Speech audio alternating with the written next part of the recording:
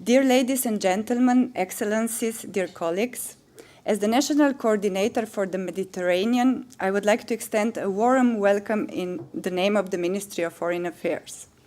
Today we are celebrating the Day of the Mediterranean that was declared on 28th November 2 years ago by the member states of the Union for the Mediterranean, Slovenia among them. The aim of this initiative is to cherish our common identity, shared heritage, and our commitment for the Mediterranean region. Tonight's event, organized by the APIS Institute in partnership with the Ministry of Foreign Affairs, is part of the Anna Lindh Foundation initiative to orchestrate simultaneous musical performances across different countries of the Euromed region. Tonight, at more or less the same time, there will be 36 similar concerts performing in 25 countries of the region. With our roundtable discussion titled United in Diversity, Culture as a Bridge in the Mediterranean, and the multicultural concert by the trio Basma-Orwa-Atanasovski, we want to promote the principles and values of intercultural dialogue to a larger audience. The aim is to create synergies between partners participating in this event and with the broader civil society. We also want to stimulate reflection on possible ways to overcome differences and challenges. Culture has a strong role to play in promoting diversity, social inclusion, and respect. And music brings people together and countries across the Mediterranean Sea. We live in a period of profound geopolitical changes that affect our lives. The consequences of the war in Ukraine are significant on both sides of the Mediterranean. To help us cope with this new reality, working together, closing gaps across the Mediterranean is therefore more important than ever. In fact, Slovenia is very mindful of the importance to cooperate with the region. During our tenure in the UN Security Council, if elected, we will certainly draw attention to the challenges that the Mediterranean region is facing. Only 4 days ago, the Ministers of Foreign Affairs of the Union for the Mediterranean met in Barcelona to find ways on how to strengthen the cooperation between the two shores. The Slovenian Minister of Foreign Affairs, Tanja Fajon, strongly supported that the focus in Barcelona was on youth, as all the countries in the Euromed region should strive to enable a brighter and more prosperous future for the next generation. Related to that, she also pointed out EMUNI, with its seat in Piran in Slovenia, as one of the 2 Euro-Mediterranean universities under the umbrella of the Union for the Mediterranean. Therefore, we are very glad that we have today a representative of EMUNI participating at our roundtable. The ministers give political direction for better cooperation.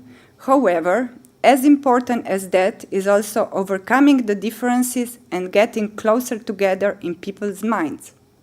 For that purpose, culture, music, and evenings like today's play a very important role, so please enjoy both events that help us to unite in diversity. Allow me to conclude by thanking the APIS Institute, the Anna Lindh Foundation, panelists, and all present today for contributing to such a charming event. Thank you for your attention and enjoy the evening.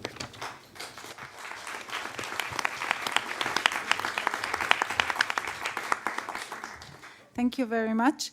And welcome also from our side behind the rounding table. And we hope to somehow around and surround you also in the conversation that follows. We don't have a lot of time. We have a huge sea to somehow cross or to bring together. I'm sure that some waves are going to be stirred, but that we will surf nicely into the evening and into the concert that then follows at 8 o'clock.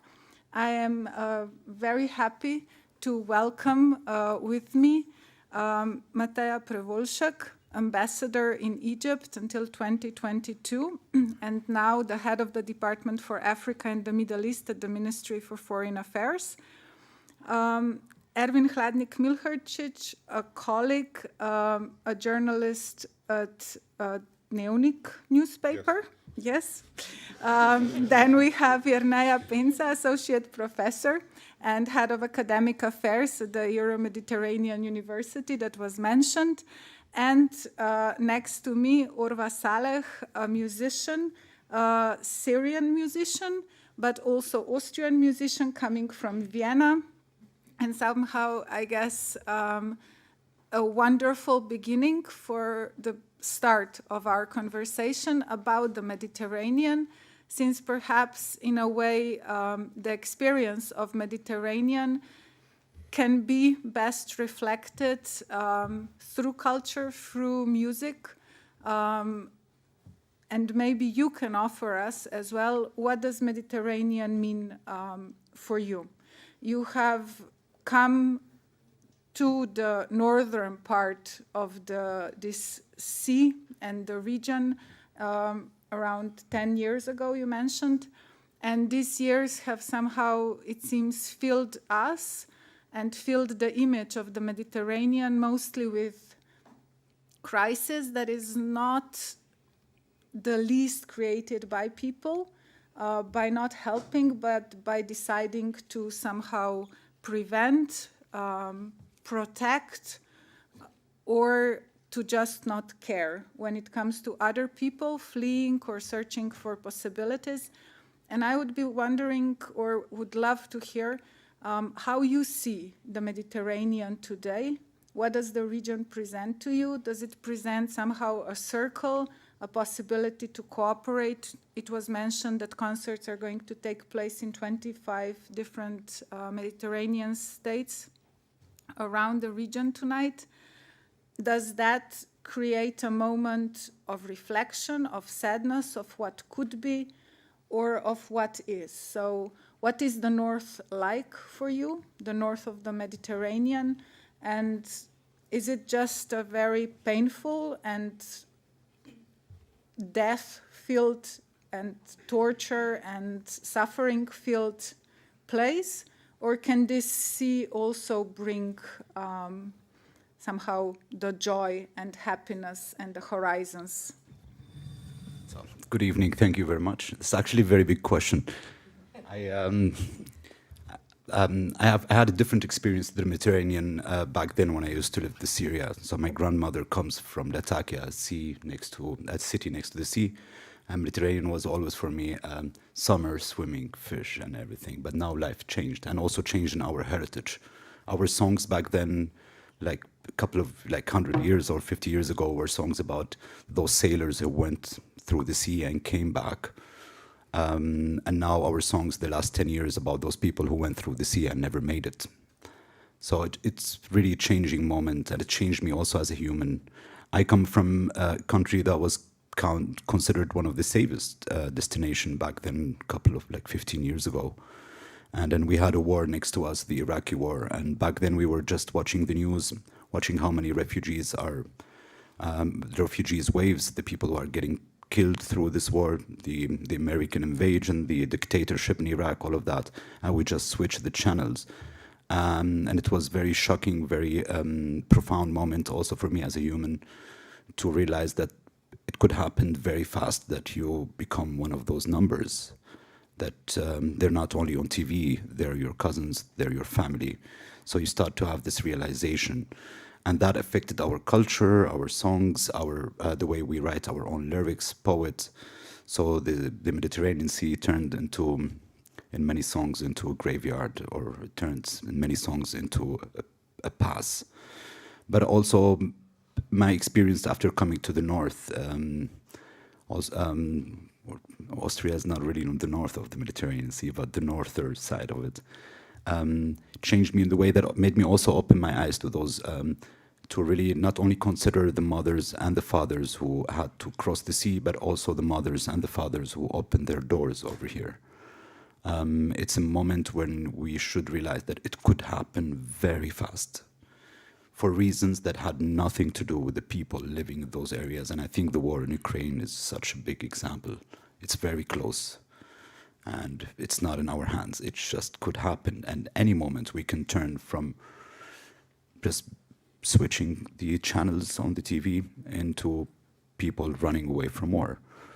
And therefore, yeah, it changed us, it changed me, it changed also my perspective, our perspective. But after all what happened, after everything that in the bigger results is, no matter how politics, no matter how things could divide us, at the end people are coming together. So refugees were welcome, no matter how many people said they were not welcome. They were welcome. Many of them proved themselves, tried to build a better life, because a human life is a right, is a right that we have it since the moment we were born. They earned that right, and then the support they received was also very, very important. Thank you very much. Maybe to turn now to very hard and realistic politics. The experience of being an ambassador in Egypt after the protests of civil society, when we somehow saw what was named the Spring, the Arab Spring, and at the same time hearing quite orientalistic thoughts that, the societies over there, they're not yet ready for the democracy. I remember at the time, I think one of your colleagues, Eva Tomic, said how important it would be that Slovenia would also support the civil society, different groups, whether it's women's rights groups or democracy initiatives.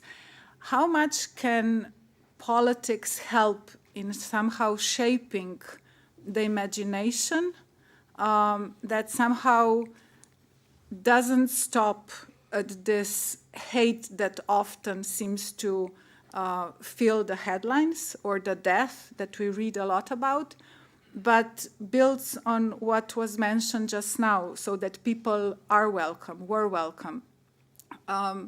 So, yeah. Can it offer a vision? Is there place for inside politics for a different vision of Mediterranean, what we're currently experiencing, where it seems that the sea is mostly a divide? Or is this perception actually wrong, although it's, I think, present also in the society? Yes. Thank you. I would also like thank Mojca for inviting me here, and also all the people who are here this evening, because I think that each one of us is contributing for this idea of bringing Mediterranean closer together, Mediterranean countries. Now, for your question, of course, this is my personal perception of how I see the situation, and I have to first explain something else.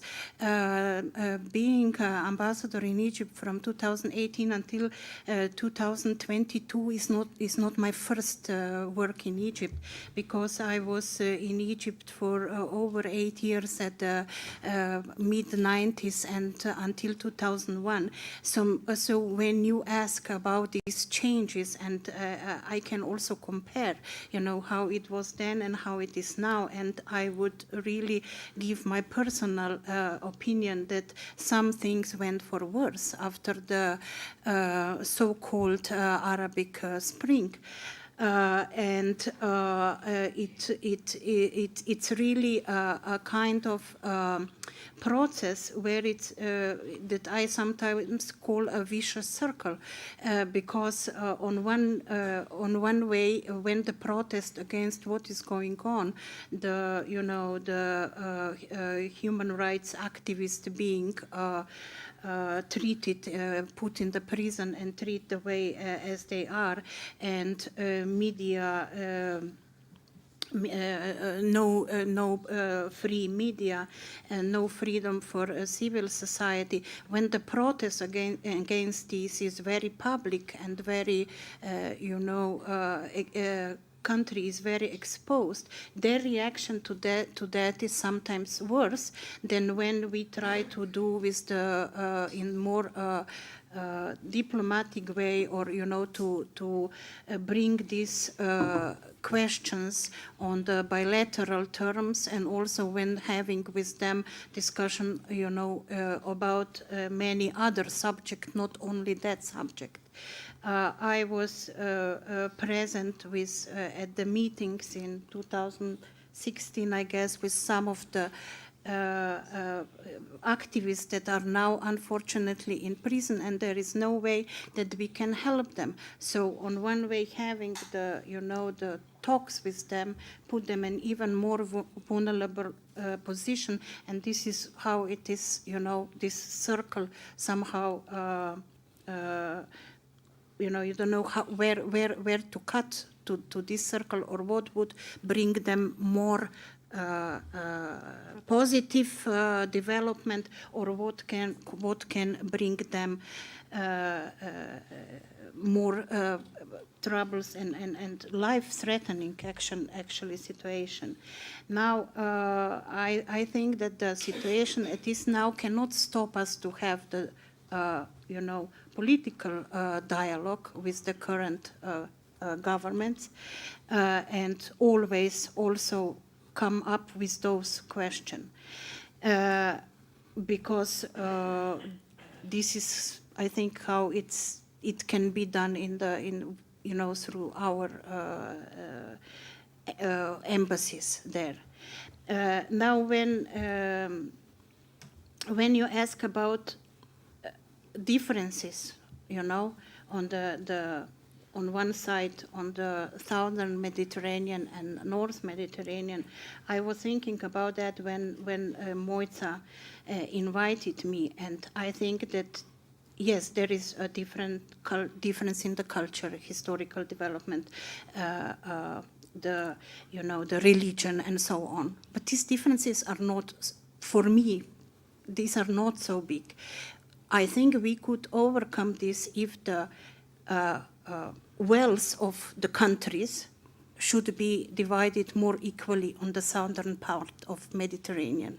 I think that we have to help these countries to somehow come to the stage when there will be less corruption, more rightful division of the money, not so many poor people, and so on. These are the differences that are, I think, more obvious or divide us more than any other, because the religion, it's, similar belief, or there are some similarities.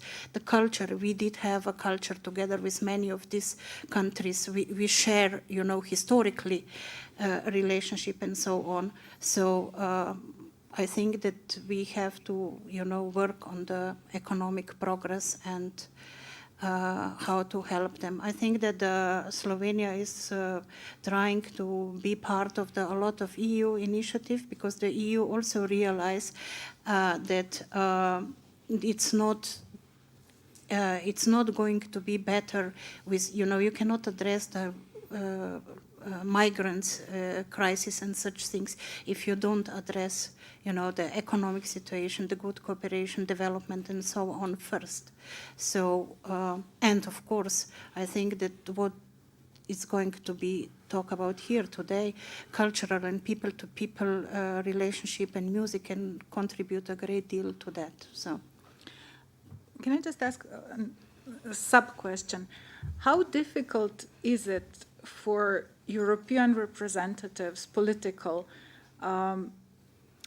to be taken in a way serious and be considered honest, either in Egypt or, I don't know, Morocco, Algeria, Syria, Turkey?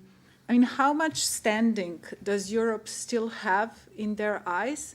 And how often is the question, you mentioned less corruption, oftentimes it's also the European companies somehow involved, and at the same time, economic questions are very much internal matter. So how do you approach that, like in practical terms? I mean, do you come to a meeting and they say, well, we know about your political prisoners, or maybe not, but, or maybe political prisoners at the moment in Slovenia are not the biggest, but we know, for example, how Slovenian police was on the streets, or what the violence that happened on the French streets, if you talk as a representative of the European Union. So how much respect does Europe still have, also given what's happening at the Mediterranean, but also the past?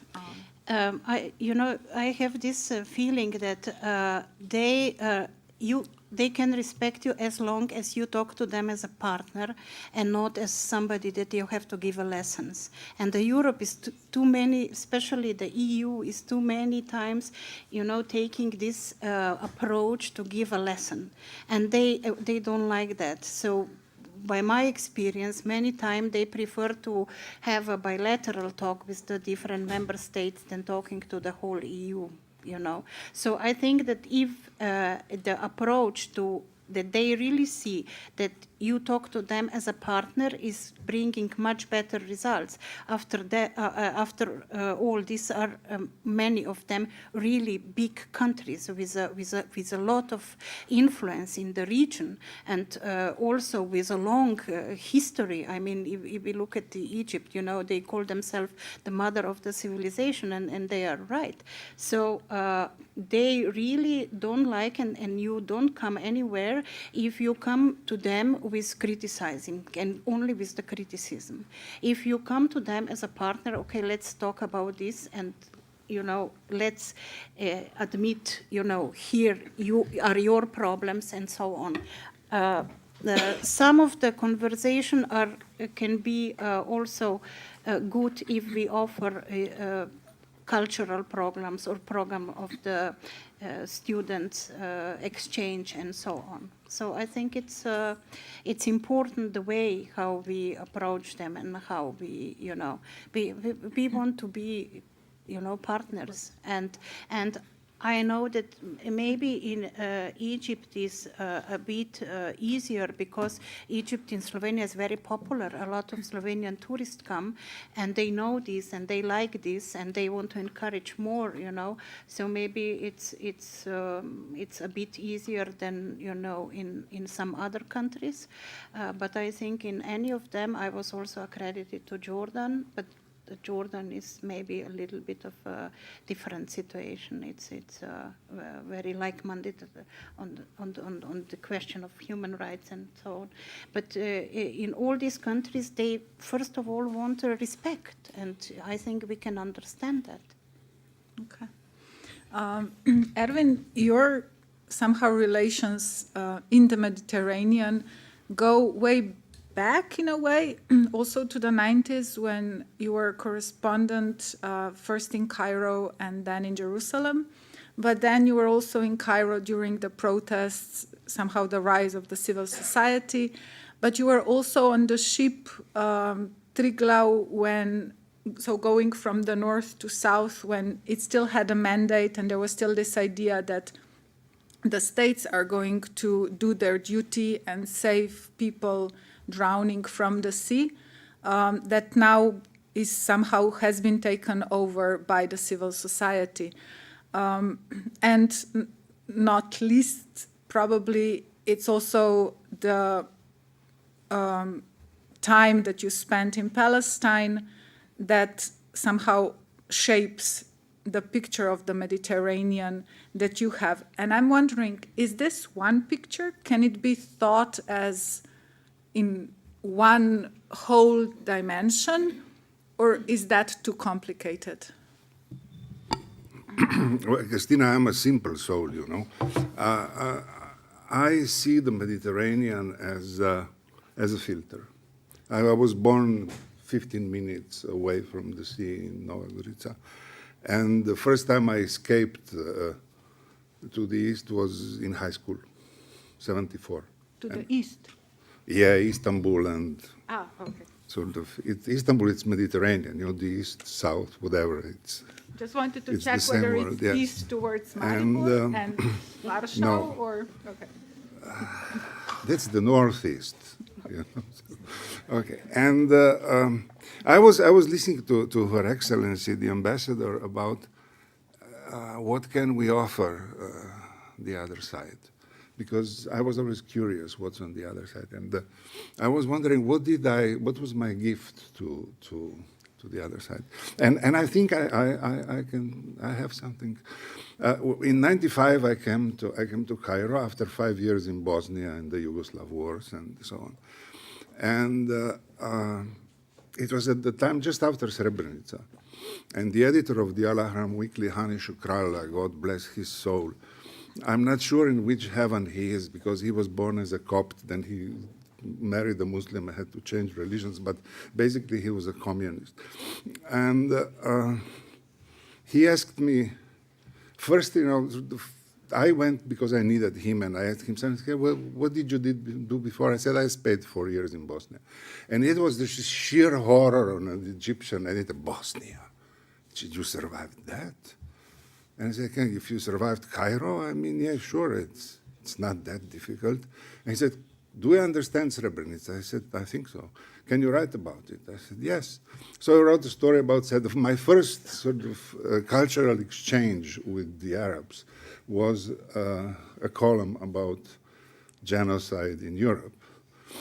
And I thought I'd give him something new. And because he said, this is a crime against humanity. And my text was, this is not a crime against humanity. Nothing happened to humanity. 8,000 Bosnian Muslims were killed in 3 days, and humanity watched. So this is a crime of humanity.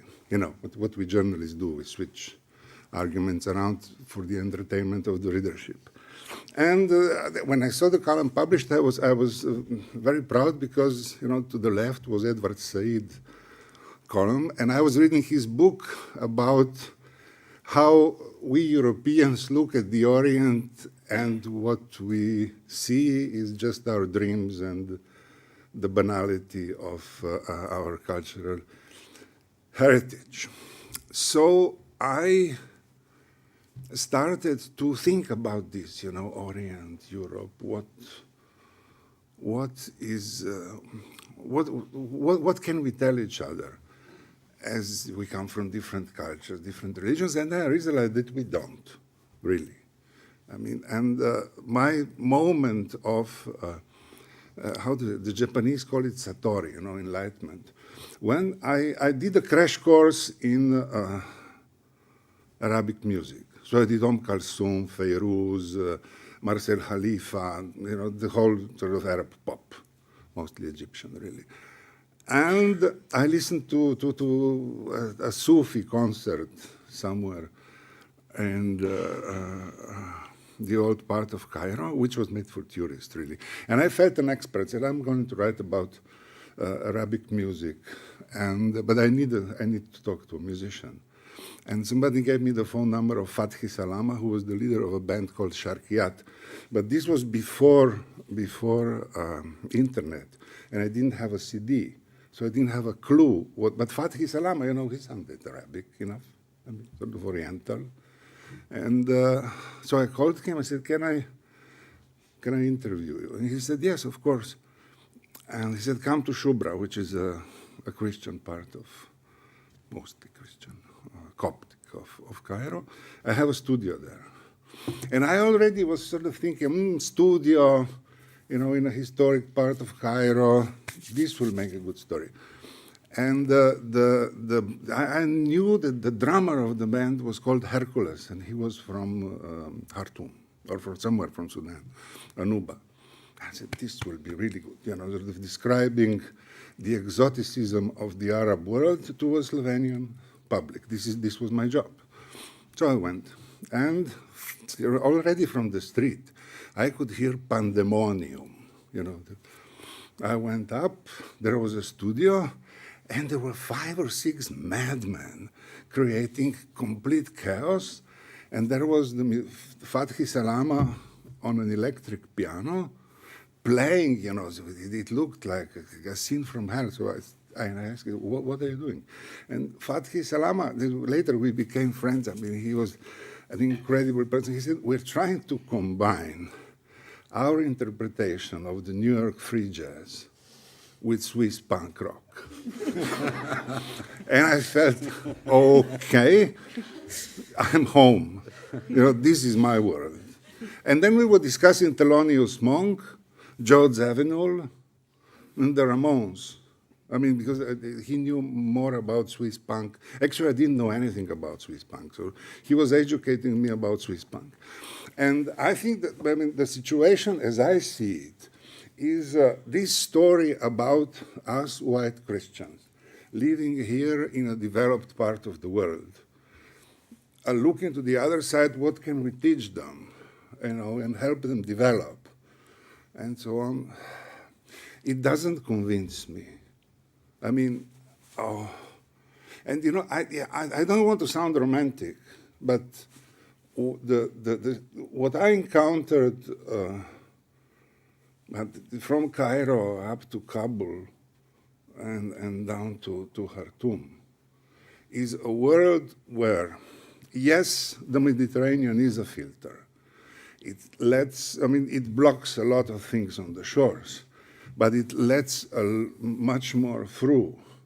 And the world in which we live, in cultural terms, not also I think in economic, is much nearer than we usually imagine. In this aspect, Said was right. We're all fools if we believe in our dreams about the other. It's not that the other is exactly the same, but that's what makes him interesting. But in the end, the Cairo middle class, they actually, I think in Cairo, the middle class leads a much better and evolved and developed life than here in Ljubljana. And the middle class throughout the Mediterranean has no problem. The working classes, of course, you would say, yeah, the situation of the working class is much better here in Slovenia than it is in Cairo. What's this place where they have the cement factories? It's on the other side of Madi. You don't know either. It's okay. But yeah, sure. Helwan, yes, Helwan. It is a living hell. But you want to see the difference between the working classes? Yeah, sure. Go to Romania, to the iron factories, and check how the workers were there. No unions in Cairo, of course not. But yes, there are. I mean, the Egyptian unions are very strong, but there are no unions in Romanian cities. Okay, so whichever, and I don't want to complicate the story, but I think that in terms of understanding the Mediterranean as an environment of communication, we should not underestimate the richness of language and experiences we share. And in political terms, yes, I mean, sort of Egypt these days, it's a dictatorship. There's no other word. When I lived there, it was a liberal dictatorship with vicious prisons. Yeah, sure. But we came through 2 years of Slovenian history where we were afraid. Well, not afraid. I was actually thinking that if things go on like this, I'll end up in the re-education camp sooner or later. And I had absolutely no difficulty understanding my Egyptian friends who went to jail because they just didn't want to give up this basic idea that one should be free no matter what the circumstances. And this is a language that we share with, it's a language that we share with everybody, and then there's hundreds of them who are in prison on the other side of the Mediterranean. But one should forget that there are at least 3 political prisoners in Spain. 2 of them are called Jorge, I think. Jordi. There's 2 Jordis, and then there's somebody else. Not even their names I universally remember. So without having a romantic view of our world, I said, In terms of war, we can teach a lot to the other side of the Mediterranean. Also, they can teach a lot to us. In terms of inhumanity, right? But Yep. when you talked about these stories coming through, I mean, so you were not, I think, after you in Cairo and Jerusalem, there was also Barbara Schurk still. But at the moment, I think we no longer have a correspondent. I mean, what is missing that these stories of cooperations or of cooperation and things that we share and have in common don't come through that much? Or is that just, our feeling of this moment, it's different than it was, it's worse than it was? Should there be more, or are we just not listening to the right stories at the moment? Well, I think Edward Said here is right, Kristina.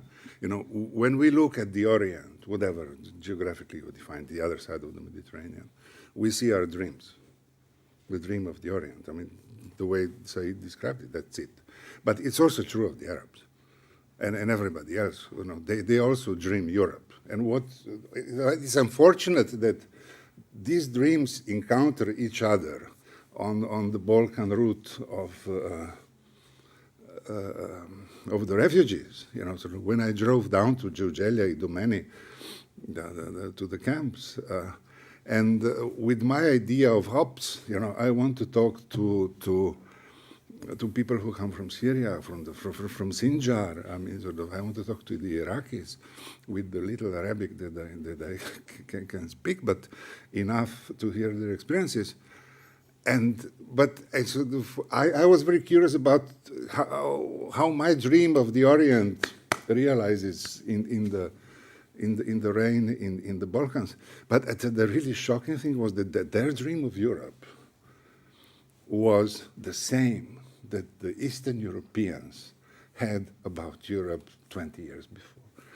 In 1990, the Europeans were dreaming the same Europe that they are dreaming now when they sit still in the camps waiting for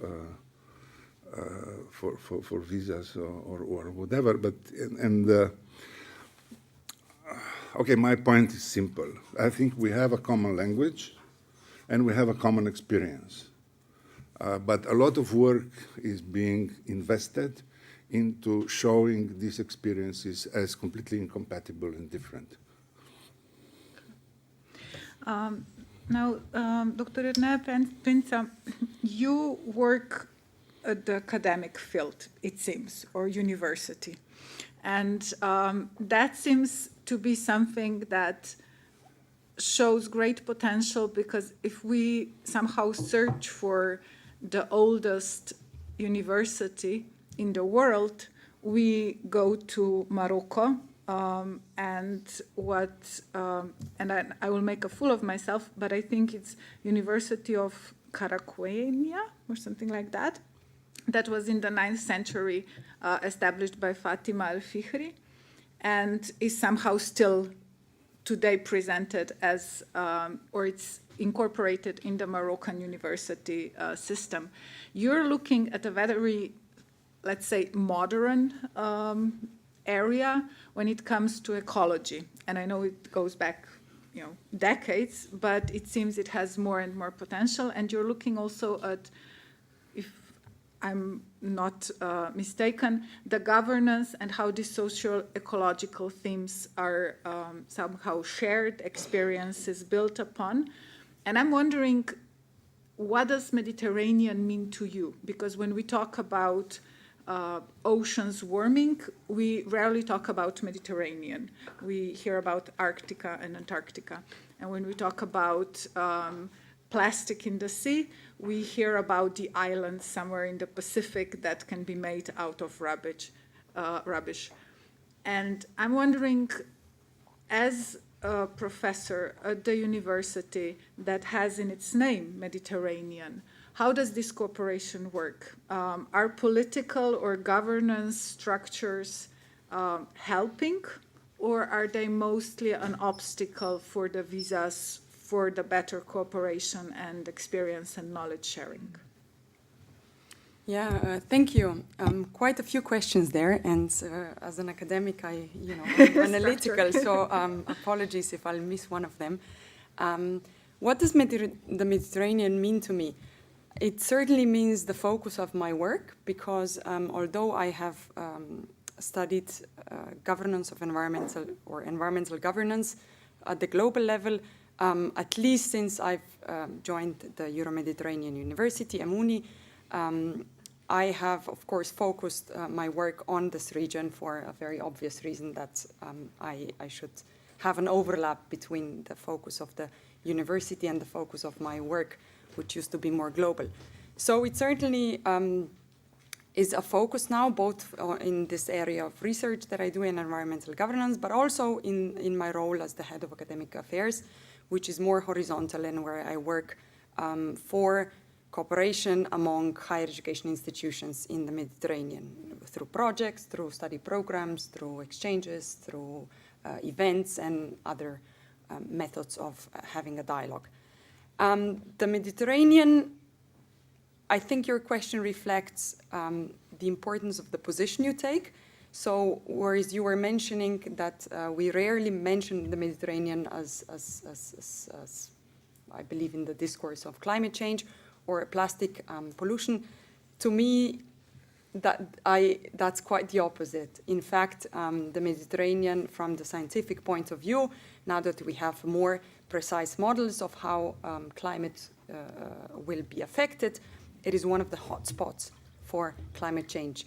So in the next, until the end of the century, this region will suffer from the highest change in temperature and, of course, the accompanying effects that this causes, both on water provision, on, of course, heat waves, also on other, the frequency of weather catastrophes and so on. Again, in plastics, it's not just the Pacific rubbish patches, but the Mediterranean is the highest polluted sea. It's because it's semi-enclosed. It has really high concentration of microplastics. So maybe we don't see that many patches in terms of large chunks of plastics, but there are microparticles in the sea. But likewise, it's also a hotspot of the biodiversity. So we have a lot of endemic species and we have a lot of keystone species in this sea. And it's being also very rich, I think, very much reflecting and mirroring what has been said through culture, through politics. To me, it's a very vibrant and a very rich region, full of conflicts, full of opportunities at the same time. And then the other part of the question was more how structures, whether they pose an enabler or a challenge to our work. Again, both. We certainly do we spend a lot of time on securing visas to students that come to Europe, that want to come to our summer school, to students that come to our program, and all the universities that we work with in the north, they spend a lot of time on that, and it seems like a very futile and time not well spent. We would much more prefer to focus on substance, on communicating and science and learning from our students than on visas. But at the same time, we are very privileged to live, again, I'm speaking from my position as a European, to live in a system, in a country that provides sources of funding for research. And I think also as a European, I'm very proud that the European Horizon program, which is the largest program for research and innovation, provides opportunities not only to us to do work that's important in highlighting how climate will change for all the Mediterraneans, not only Europeans, but it provides also a lot of opportunities to our partners across the sea, because the Horizon program, but also Erasmus program, they are the largest, and if I can be quite honest, the only source of funding for cooperation. So we would like to see more of that also coming from South, because I very much agree that sincere cooperation comes from seeing the other as a partner. You don't want to be in the position of a donor or somebody teaching or preaching, but you want this to be a lot more on equal terms, and exchange on equal terms. So I just wanted to present the structures as also something that's positive and something that I believe we should appreciate and not only criticize. But at the same time, there's a lack of those structures, particularly from the South. I mean, our partners, my colleagues in the South, they have brilliant ideas that not only ideas, but they have knowledge that enrich science as a whole, and we need that knowledge, and we need them at the table to produce the kind of studies to expand on the knowledge that we have and that we create for the benefit of the region. So that's a little bit of my view. Okay. Thank you very much. And I have one question still, but I would also like to say that if there are any questions, please put them up or prepare them. We don't have much time because at 8 the concert starts and we will have to move away in a few minutes, but I think one or two might be somehow squeezed into our discussion to somehow open it up. Orwa, I would be interested, what was said so far? How does it reflect to you, and how do you perceive this Orientalism coming from the south to north? Is Europe still this, what I remember one writer saying, like a lighthouse for the world when it comes to human rights, etc.? I really don't think Europe is the lighthouse for the world. You have to consider that my country was occupied for 25 years by the French. Many people were killed by the French. You have to take into consideration Algeria, North Africa, everything that happened. It's not a lighthouse. It's somehow a relationship where the richer has the upper hand most of the time. And now with this time of globalization, with this time of very, very fast culture exchange, we have a chance maybe in the future to correct this.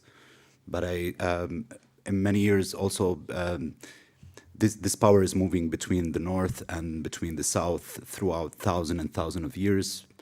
And now in this new days, I really demand the partners also from the south to take responsibility, but it would be very needed also that the northern part offer an apology for also thousands of Algerian who died through the wars, thousands, even the Iraqi war, even what happened in Libya. We couldn't stay against dictatorship, but also it's not only the amount of help we can offer, it's really just to stand for 1 minute and take responsibility for the action so we can start a fair and square relationship with both sides of the Mediterranean. So. Perhaps any questions? We take them from all sides if I only see them. And they're very welcome, so don't be afraid.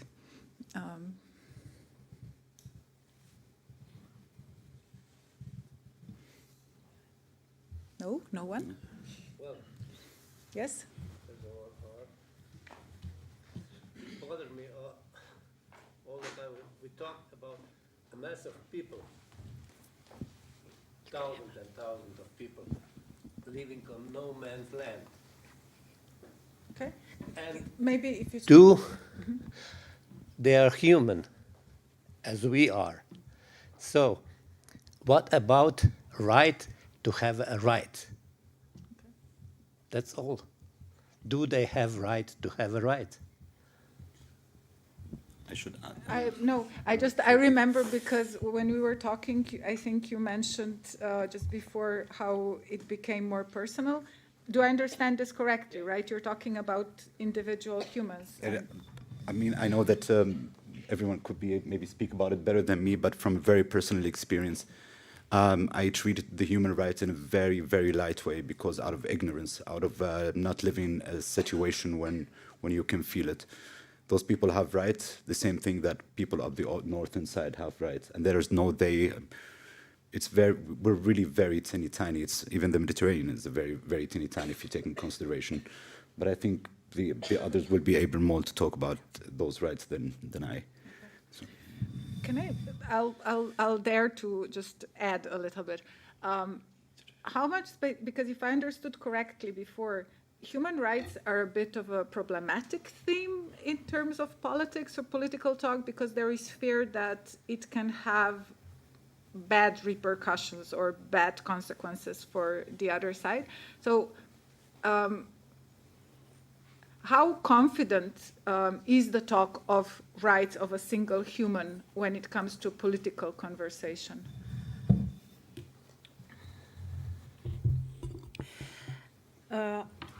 Now, when there are official talk, this is a very difficult subject that is usually addressed carefully, not to have a negative effect on the people that are, that are exposed. When after I was present at one conversation when the on the other side was taken into the prison, and these people are still in the prison, I decided that I cannot, or the EU countries cannot protect these people. So I decided not to go to such conversation anymore, because you cannot offer them the, protection. This was my personal decision. It didn't mean that we didn't follow the situation or that we didn't have a conversation. But I just decided that on my level, I will not go to put somebody in danger to be sent in prison because of his talk to me. This was one thing. Second thing, when we were having less official conversation, I was a witness, and even the other side was admitting that they are too tough. I was surprised when this happened, but this is happening. So there is somewhere there also this understanding of what they are doing. But I feel that that the other side of our, let's say, they are partners, are many times fall in also this situation when they start to believe that the situation is not as bad as it actually is when the informations come out.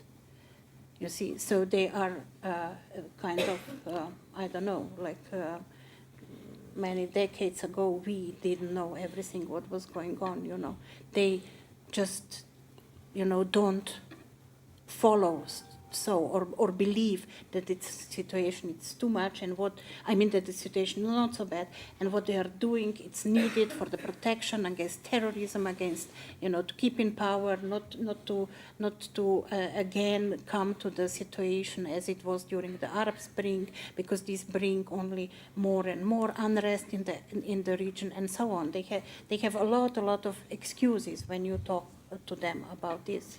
So it's, it's kind of, but yeah, we talk, and officially and not officially.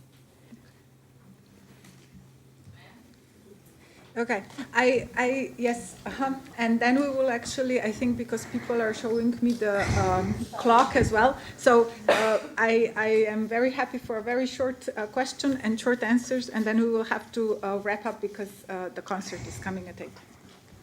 I would like to have a question. How is the situation in Egypt right now with young people? Do they want to come to Europe?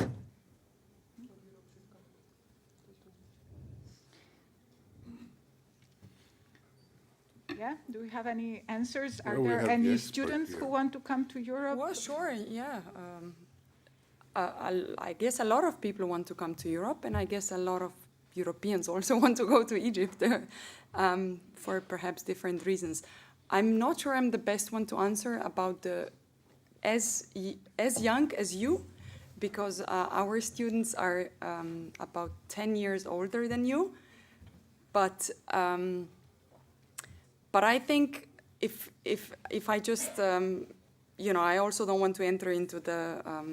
I think a lot of people would want to see the world and the Mediterranean and come to see the other side wherever they are based. So that's, in short, my short answer. I can add something. We have Erasmus Plus exchange with the Maribor University and Heliopolis University, SECAM, in Cairo. And one of the really enjoyable and best moments was meeting those students that were returning back from having experience in Slovenia, in Maribor. They learn some Slovenian and in my dialect, because I'm also from Maribor. So that was really, very, very nice to hear. The young people many times also were attending our events, different kind, cultural and so on. Especially those students that already were interested to come or that were already in Slovenia. So I think that they are very keen to have this, exchange to have. They also, some of them are surprised. They say, yes, but you are situated so good in the middle of everywhere. We were traveling to Vienna and to Italy and so on. So, I think that now Slovenia is quite popular for a student exchange, and also it's more and more young people, they know about Slovenia because of the sport, and because of the sportsmen are also our ambassadors, and culture and music, and I think this is a good thing, Okay. Well, thank you very much. I apologize, but we have to close because, yes, stay with us, perhaps talk, or let's continue the talk in a more informal way outside before 8 o'clock when we come back for the concert. And I hope that on all these cultural ties and exchanges, also imaginations can somehow flourish and expand to a more humane and horizontal ways and democratic. Thanks again to the APIS Institute for organizing today's event and the round table, and for the support from the Ministry of Foreign Affairs, and of course to all of you for being part of our evening. And yes, let the Mediterranean somehow connect and not divide. Thank you very much.